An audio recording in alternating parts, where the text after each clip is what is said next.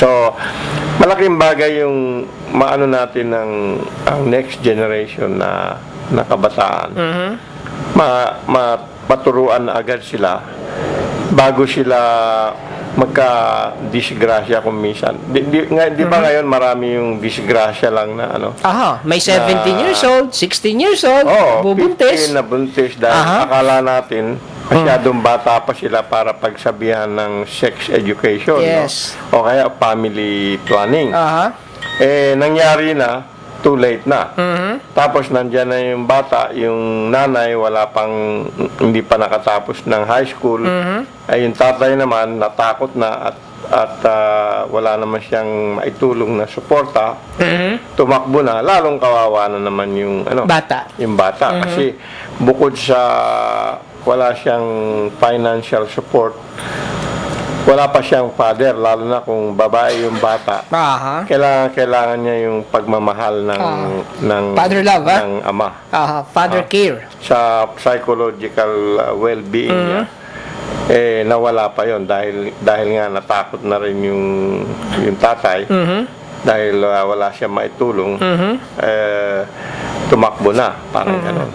Hindi na mahagilap nung Alam mo, engineer, no, itong klase ng mga ganitong kaisipan, idea, no, ay talagang dapat isulong yan ng ating mga mambabatas, ano, dahil para ma-require sa mga school yung ganyang pagtuturo, ano, ng sa mga bata na kailangang ituro na sa kanila yung parang responsibility na yan, di ba?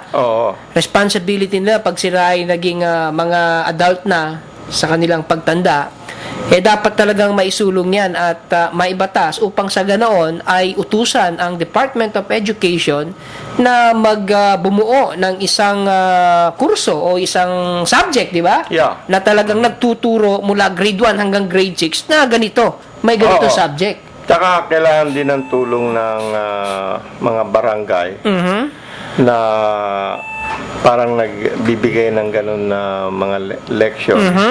Tapos kung mabuntis man yung parang meron sila sanang choice, no? Doon lang pumapasok yung problema ng mga religion na sinasabing bawal gumamit ng condom. Yes. Bawal din ang abortion sa early stages.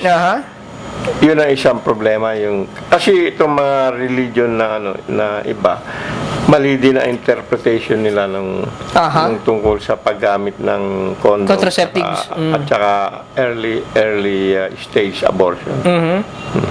Okay, no? Okay, meron tayong caller. Pasukin natin. Si Kamar. Kamar Villarin ng Quezon City. Kamar, magandang gabi sa'yo. Hello, Casalde. Yes. Good evening, Kamar. Mr. Art, no? Engineer. Yeah. Siguro kailangan nating i-complete overhauling sa ating system.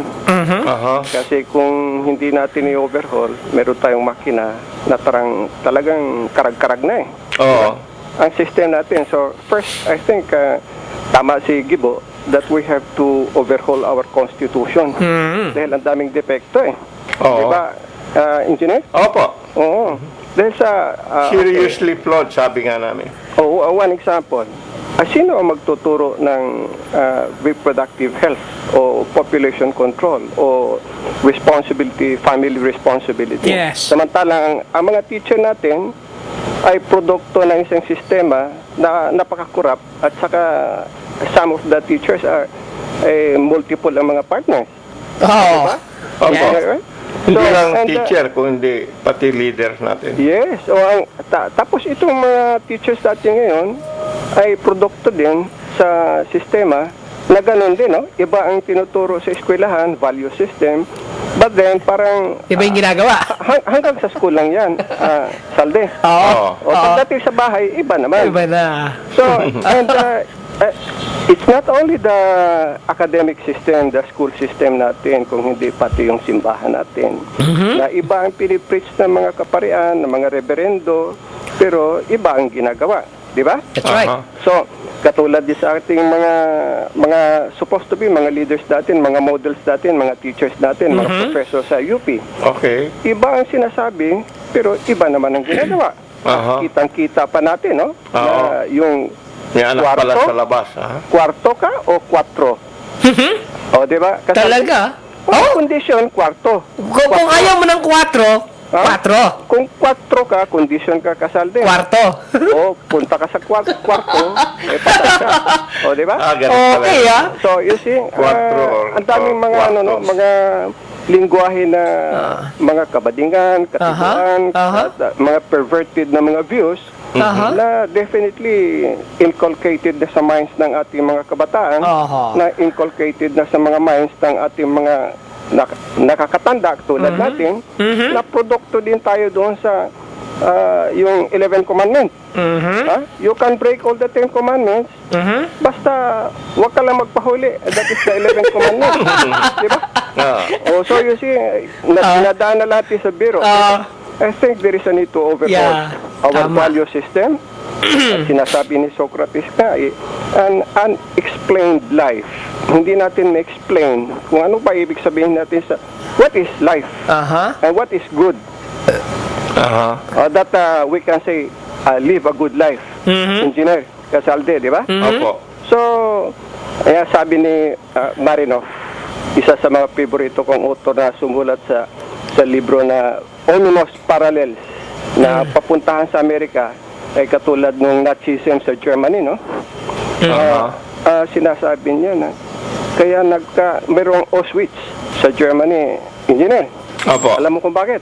Aha. Dahil sa mga doctors, mga PhDs natin, PhDs sa panahon nila.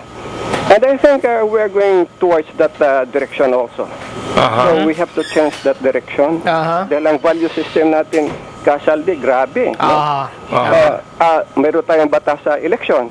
February 9 pa supposed to be mag-start ang pangampanya sa national, and March 15 pa ang sa local. Kasaldi. Pero, Dito sa Quezon City kanina, Umpisa na. kasaldi, ako'y naiiyak. umpisa na. Led by mismong Mayor Belmonte at ang kanyang Vice Mayor at ang lahat ng mga kaibigan natin yan, Kasaldi, engineer, and yet tahasan na talagang sinusuway ang ating batas. So, and where are the PPCRVs? Where are the non-fels? Where are the vanguards? Where are the vigilant na mga groups na supposed to be sinasabi natin na the law applies to all or none at all? Yes. Di ba, engineer? Opo. So, kitang-kita, how can we reconcile now? How can we tell and explain to our mga kaanakan natin, mga kaapuhan natin, Kasaldi? Samantalang kitang-kita, led by Belmonte, nangangampanya na, nagbibigay na. Ito na, dito sa, alam mo naman yan, Kasaldi. Oo naman. Ka, di ba? Oo naman. Punong-puno na propaganda. Wala pang pangampanya. So, pati yung presidential balls natin.